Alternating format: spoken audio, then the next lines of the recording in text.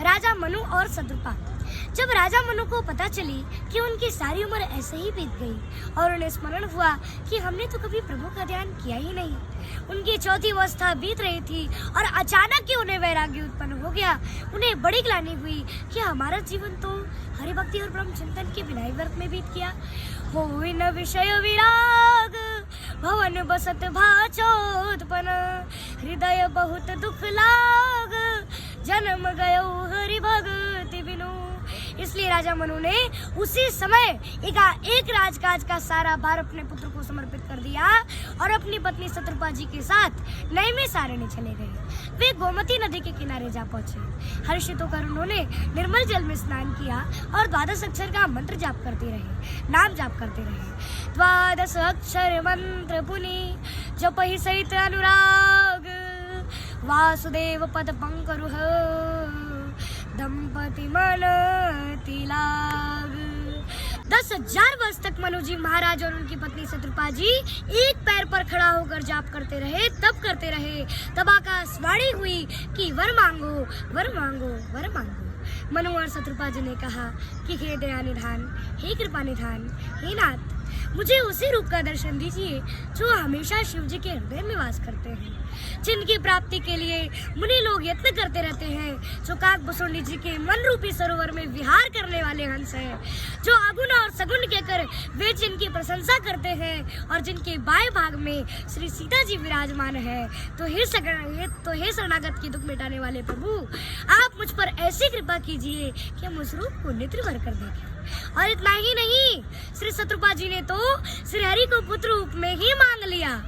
दानी शिरोमणि दया निधि नाथ कहो सती भाव, चाहो तुम ही समान सुत प्रभु सन कवन दुराव। अर्थात हे नाथ, मैं अपने मन का सच्चा भाव आपसे कहता हूँ कि मुझे आपके समान ही पुत्र चाहिए। प्रभु ने मस्तु कहकर अंतर्धान हो गए और इस कारण से मनु जी महाराज और उनकी पत्नी शत्रुपा जी राजा दशरथ और महारानी कौशल्या के रूप में आए और भगवान श्री हरि को भी अयोध्या के चैत्र मास नवमी तिथि को माता कौशल्या के गर्भ से अवतरित होना पड़ा। नवमी तिथि मधुमास पुनीता शुक्ल पक्ष विजित हरिप्रीता, मध्या दिवस शीतल धामा पावन काल लोक विश्राम। राम जन्म। हमारे प्रभु श्री राम जी का जब जन्म हुआ तब पवित्र चैत्र का महीना था, शुक्ल पक्ष नवमी तिथि थी और भगवान का प्रिय अभिजीत मुहूर्त भी था।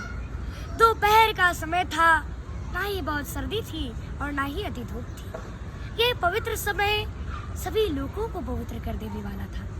जब हमारे प्रभु ने जन्म लिया तो वे चतुर्भुज रूप में आए, जिसे देखकर माता कौशल्या डर गई और बोली कि हे प्रभु, आप मेरे पुत्र रूप में आए कि पिता रूप में आए हैं? अगर आप मेरे पुत्र रूप में आए हो तो मनुष्य रूप धारण करो और शिशु रुदन करो। माता की आज्ञा पाकर भगवान शिशु बन गए और रुदन करने लगे। शिशु के रुदन सुनकर सभी देवी देवताओं ने प्रभु से पूछा कि प्रभु आप रो क्यों रहे हो, रुदन क्यों कर रहे हो? तब प्रभु ने कहा कि नंबर 1, मेरी माता का आदेश है कि मैं रुदन करूं, इसलिए मैं रो रहा हूँ। और नंबर 2 कि आप सबों के दुख और विपत्ति को मैंने अपने सिरोधय धारण किया है, इसलिए तो मुझे रोना तो पड़ेगा ही। आप सबों के दुख और विपत्ति को मैंने अपने सिरोधय धारण किया है, इसीलिए तो मुझे रोना तो पड़ेगा ही। पिता दशरथ की मृत्यु, भार्या सीता का हरण, पिता तुल्य जटायु की मृत्यु और भैया लक्ष्मण का शक्तिवान, इन सब में तो मुझे रोना तो पड़ेगा ही, इसलिए मैं रोने का अभ्यास अभी से ही कर रहा हूँ। आप लोग जाइए और नाचिए, गाइए और खुशियाँ मनाइए। शिशु की रुदन सुनकर दासियां दौड़ी और महाराज को समाचार दिया कि लल्ला भयो है महाराज, लल्ला भयो है। पुत्र जन्म सुनी दशरथ का मानो ब्रह्मा नंद समान, अर्थात राजा दशरथ जी पुत्र का जन्म सुनकर मानो ब्रह्मानंद में समा गए। पुत्र पाना राजा दशरथ जी की सबसे बड़ी कामना थी। उन्हें एक भी पुत्र मिल जाता तो वे धन्य हो जाते, लेकिन आज तो उन्हें चार पुत्र प्राप्त हुए हैं। चारों ओर बधाइयां बज रही हैं। सभी देवी देवता, यक्ष, गंधर्व, किन्नर सभी लोग खुशियां मना रहे हैं, नाच गा रहे हैं और राजा दशरथ जी से बधाइयां दे भी रहे हैं और साथ में बधाइयां मांग भी रहे हैं कि कंगन ले वो जी ललना के बधाइया, कंगन ले वो जी ललना के बधाइया। और माता कौशल्या प्रभु श्री राम जी को गोद में लेकर भोग लगा रही है और बड़ी ही आनंदित हो रही है, बड़ी ही सुख पा रही है कि राघव लला को खिलावे, कौशल्या मैया ते सुख पावे। राघव लला को खिलावे, कौशल्या मैया ते सुख पावे। कनक भवन में कनक कटोरी, कनक भवन में कनक कटोरी, दधी भात मुख में खिलावे, कौशल्या